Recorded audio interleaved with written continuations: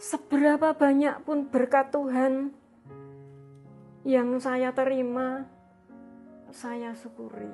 Kadang anak-anak saya sama suami keberatan. Wong sudah jamnya mau terlambat, kok masih mengajak berdoa. Nah, karena itu saya mendisiplinkan diri kepada anak-anak. Maka tidak apa-apa 1 menit, 2 menit kita pokoknya berdoa dulu. Anak-anak saya mengatakan, Ibu tidak usah kuliah. Gajinya ditabung saja untuk kuliah saya besok.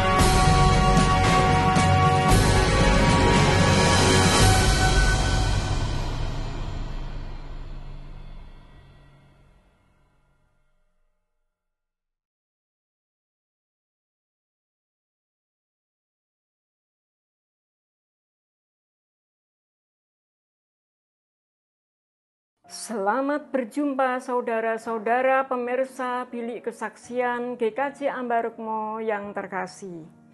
Salam damai sejahtera untuk kita semua.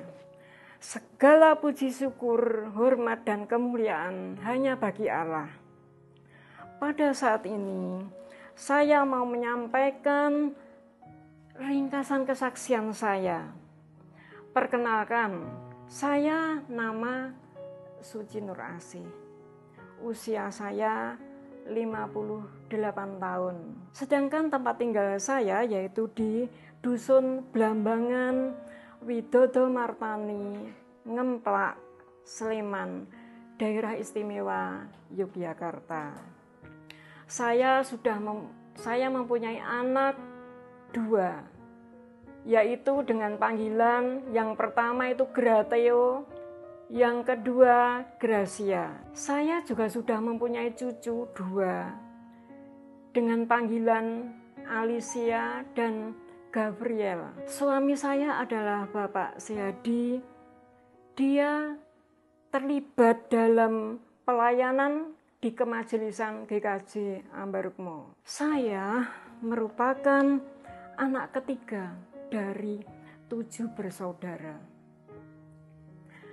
Orang tua saya mendidik saya sejak kecil, yaitu dengan kasih sayang, dengan kesopanan. Saya diajari untuk sopan santun dengan orang tua, dengan Tuhan, dengan siapapun yang lebih tua maupun yang lebih muda, termasuk anak-anak kecil pun saya diajari untuk berlaku sopan. Setelah SMP, setiap minggu pergi beribadah sendiri di gereja sore, yaitu jam 6, dengan membawa Alkitab kecil warna biru, yaitu pembagian dari sekolah waktu itu.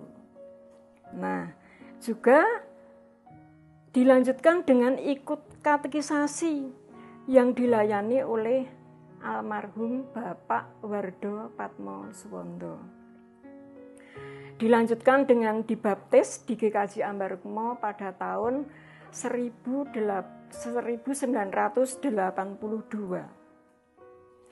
Setelah dibaptis, saya selalu dibimbing, diarahkan oleh Bapak Wardo, juga oleh almarhum Bapak Suyut, itu selaku pembimbing rohani saya.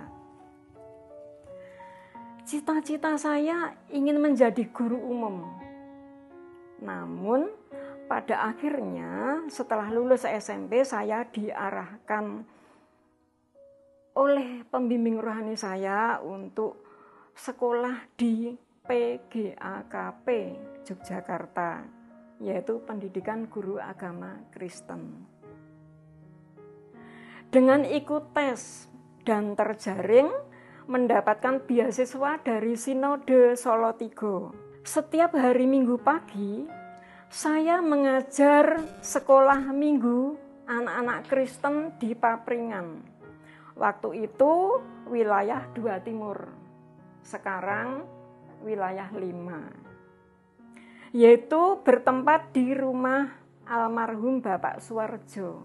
Kalau sekarang di rumah Ibu Sri Suwarjo.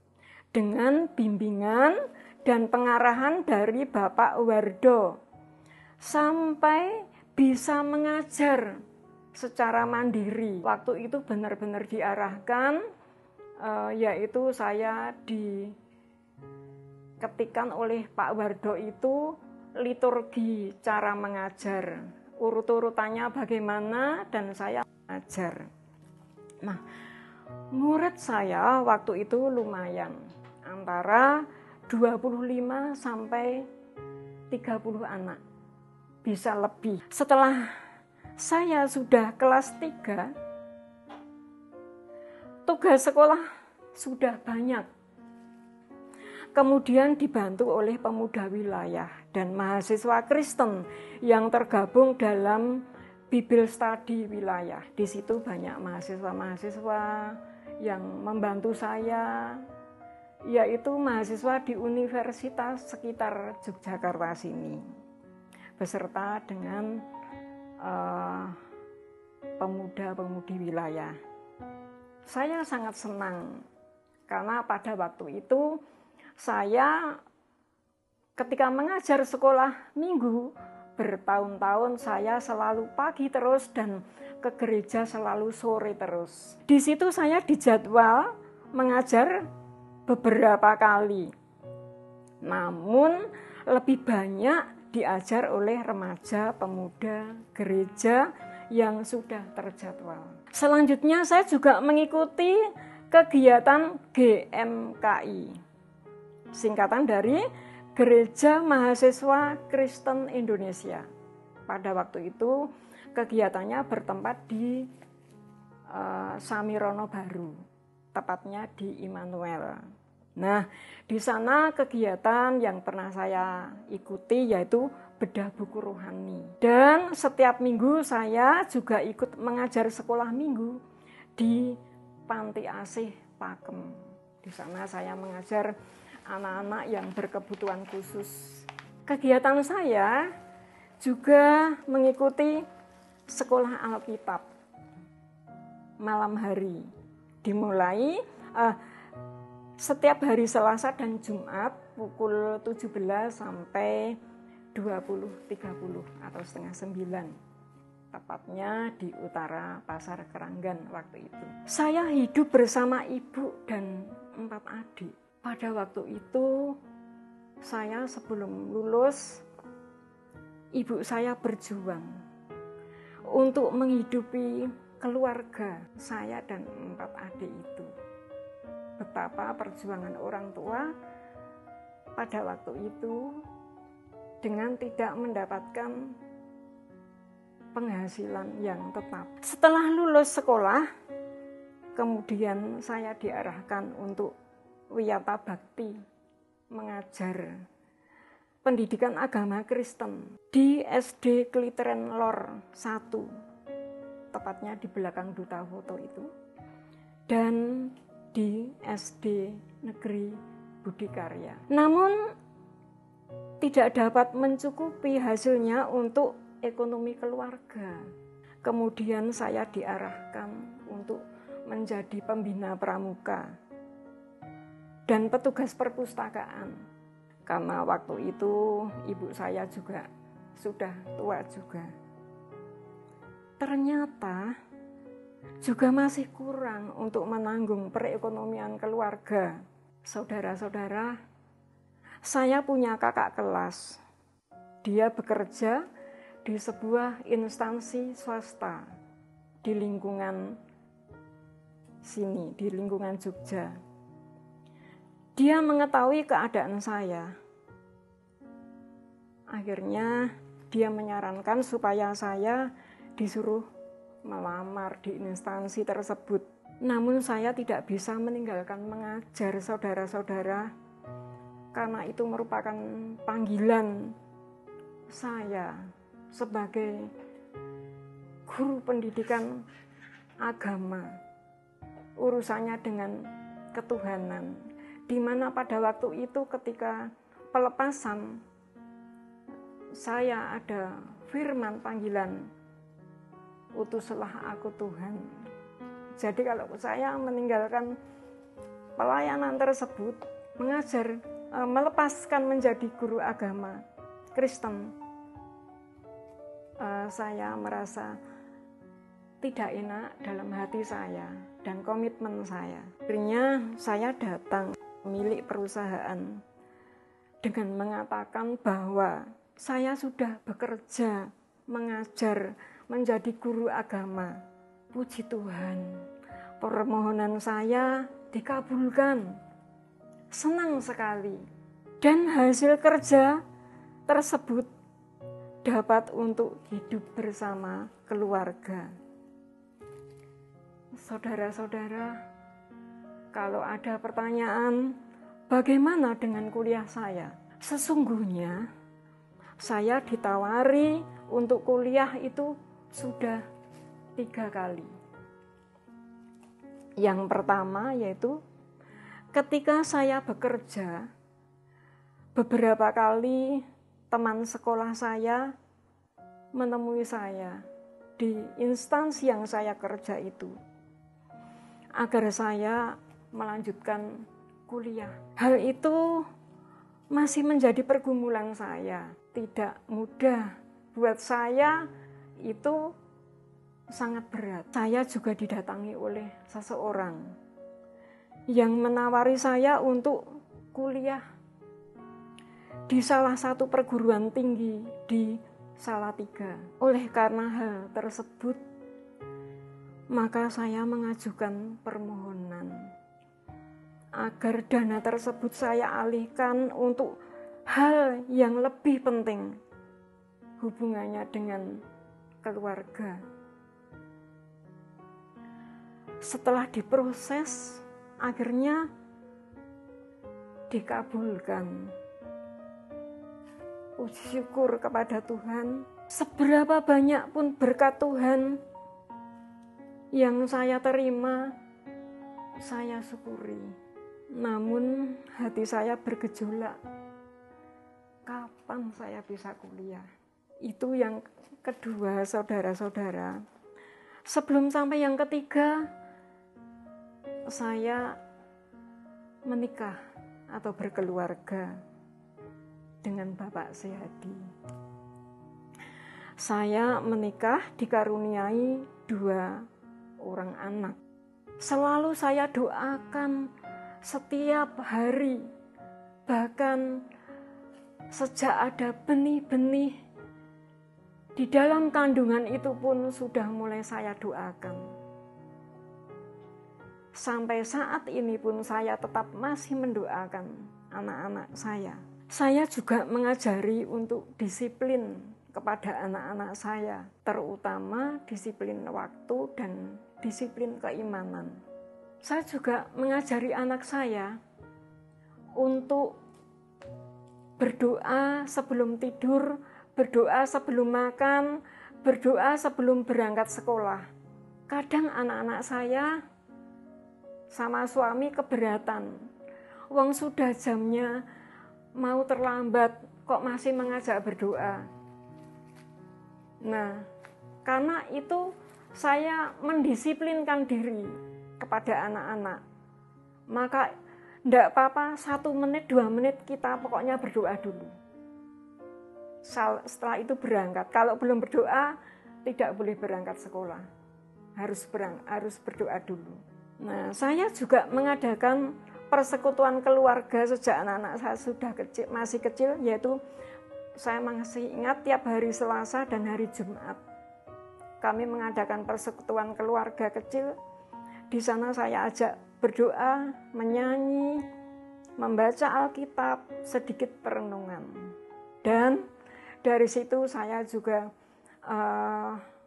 mendidik anak-anak saya secara kualitas iman, yaitu bagaimana anak-anak Kristen harus hidup, bagaimana anak-anak Kristen harus bergaul dengan Tuhan, bergaul dengan teman-temannya, bagaimana anak-anak Kristen harus belajar supaya menjadi anak-anak yang mandiri dan bertanggung jawab dalam iman dan diri anak sendiri, dari masa kecil sampai masa tua nanti. Nah, dari situ juga terwujud sampai saat ini. Saya menilai bahwa anak-anak saya bisa menjadi anak-anak yang mandiri dan bertanggung jawab. Suatu ketika ada kesempatan yang ketiga kalinya. Ini saya tidak ingin menyanyiakan hal ini, yaitu tawaran untuk kuliah Diploma 2 Pendidikan Agama Kristen di salah satu perguruan tinggi di Yogyakarta. Hal tersebut saya bawa dalam doa dengan bercucuran air mata, supaya saya dapat terwujud. Puji Tuhan, doa saya dikabulkan.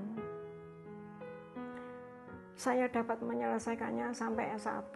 Sebetulnya, ketika saya kuliah itu,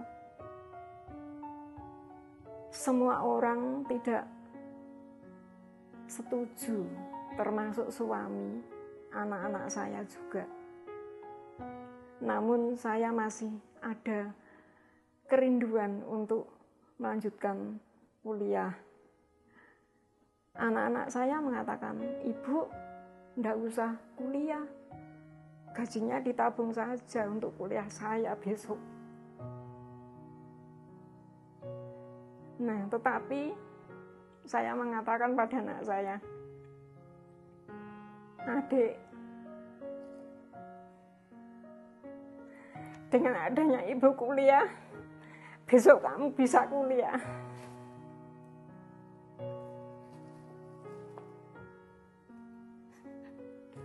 Itu iman saya.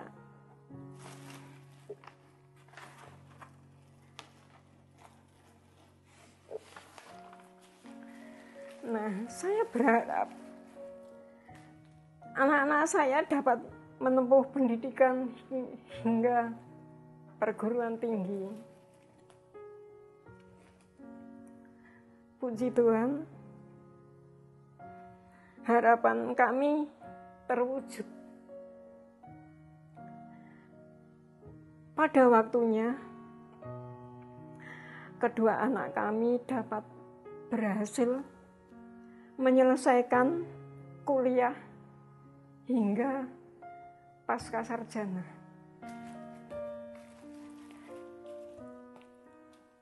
Nah, dari itu saya memandang, inilah Tuhan berkarya dalam hidup saya.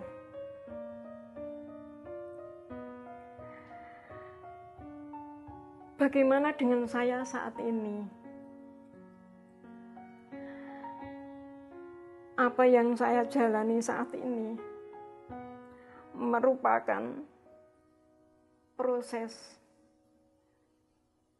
Tuhan berkarya dalam kehidupan saya. Saya mengajar pendidikan agama Kristen tingkat SD sejak tahun 1986 sampai saat ini, dan hampir purna tugas. Saudara-saudara, sungguh hebat, sungguh luar biasa karya Tuhan dalam kehidupan saya. Ketika saya lemah, Tuhan memberikan kekuatan kepada saya. Ketika saya terpuruk, Tuhan menolong saya. Ketika seolah-olah tidak ada jalan untuk saya, Ia membuat jalan. Saya percaya pertolongan Tuhan masih saya rasakan sampai saat ini.